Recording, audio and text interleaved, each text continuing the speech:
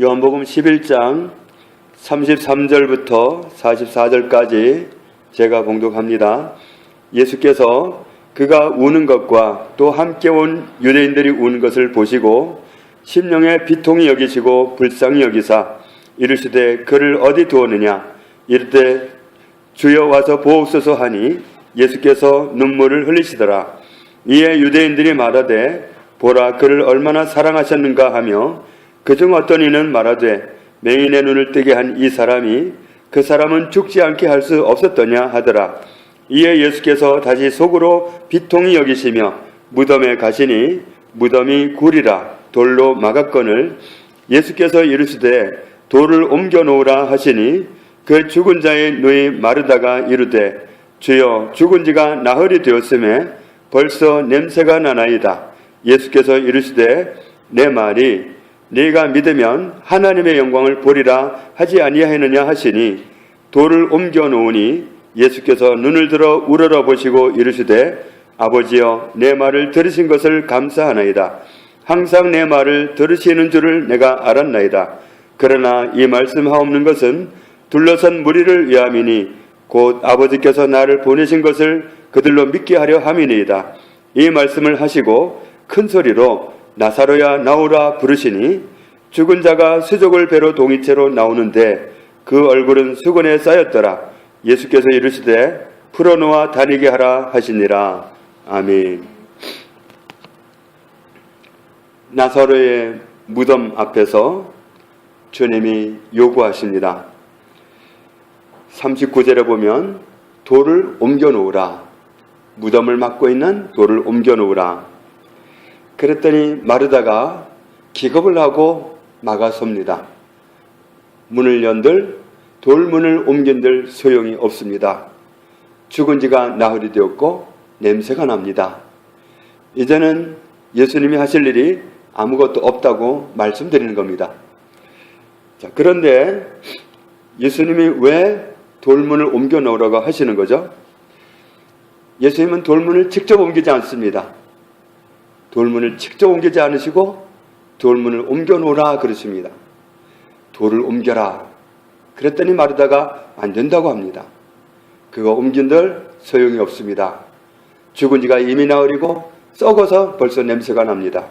무엇을 하시려고 그럽니까? 소용없습니다 하는 얘기입니다.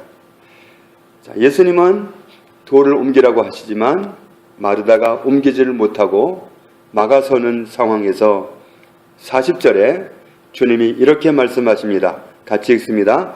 예수께서 이르시되 내 말이 내가 믿으면 하나님의 영광을 보리라 하지 아니하느냐 하시니 예수님이 마르다에게 말씀하시기를 내가 말하지 않았느냐 내 말이 네가 믿으면 하나님의 영광을 보리라 하지 아니하느냐. 마르다가 그 말씀을 듣고 돌을 옮겼습니다. 주님이 미리 말씀하시기를 네가 믿으면 하나님의 영광을 보리라 하셨다. 네가 믿으면 하나님의 영광을 보리라. 하나님이 하시는 일을 보리라. 지금 예수님은 무엇 때문에 돌문을 옮기라고 하시느냐 하면 나사로를 살려내기 위해서 문을 열라고 하십니다. 우리의 안목으로는 이해할 수도 없고 소용없는 일 같습니다. 그래서 돌을 옮기지를 못합니다.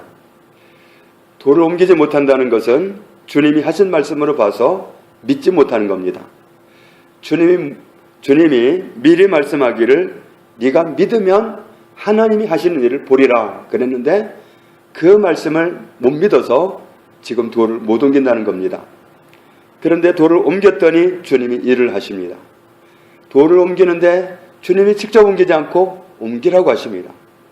왜냐하면 그것은 마르다의 믿음을 요구하십니다. 주님은 그냥 일을 하시지 않습니다. 항상 믿음 위에서 일을 하십니다. 마르다의 믿음이 필요했습니다. 마르다에게 선한 일을 하시기 위해서 그녀의 믿음이 필요했습니다. 돌을 옮겨 놓으라. 돌을 옮기지 못하는 그 연약함, 그것은 주님이 일하시지 못하게 막는 겁니다. 돌을 옮기지 못하면 주님이 일을 하시지 않겠다는 뜻입니다. 돌을 옮겨야 일을 하십니다. 그러나 직접은 안 하십니다. 돌을 옮겨 놓으라. 마르다의 믿음을 요구하실 때에 마르다가 그제서야 돌을 옮겨 놓고 그리고는 나사로가 살아나는 기적을 함께 체험합니다. 주님은 우리를 돕기 원하시고 우리에게 수많은 일을 하기를 원하십니다. 그런데 어떤 일을 하기 원하시느냐 하면 40절에 있는 말씀을 잘 보면 내 말이 네가 믿으면 하나님의 영광을 보리라 하지 않았느냐. 내가 미리 너에게 이렇게 하면 이렇게 한다고 말하지 않았느냐. 하나님은 미리 말씀하신 거기에서 일을 하십니다. 하나님은 성경을 통해서 우리에게 누누이 말씀해 오셨는데 그 말씀 위에서 일을 하십니다. 그러니까 우리가 믿으면 순종합니다. 돌을 옮기지 못하는 건 불순종입니다. 불순종은 믿지 못해서 일어나는 일입니다.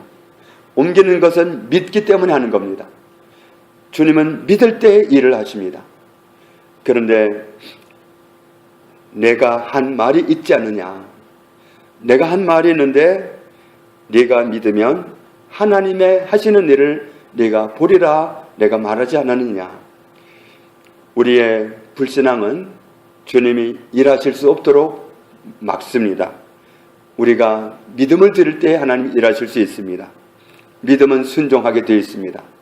그런데 어떤 말씀에 순종하느냐 하면 주님이 미리 하신 말씀입니다. 내 말이 내가 미리 말한 말에 네가 믿으면 하나님의 하시는 일을 보리라고 하지 않았더냐. 미리 말씀하신 그 말씀에 근거해서 일을 하시기 때문에 우리는 주님이 하시는 말씀을 못 들었다고 언제 주님이 내 귀에 말씀하셨느냐고 항변할 수가 없습니다.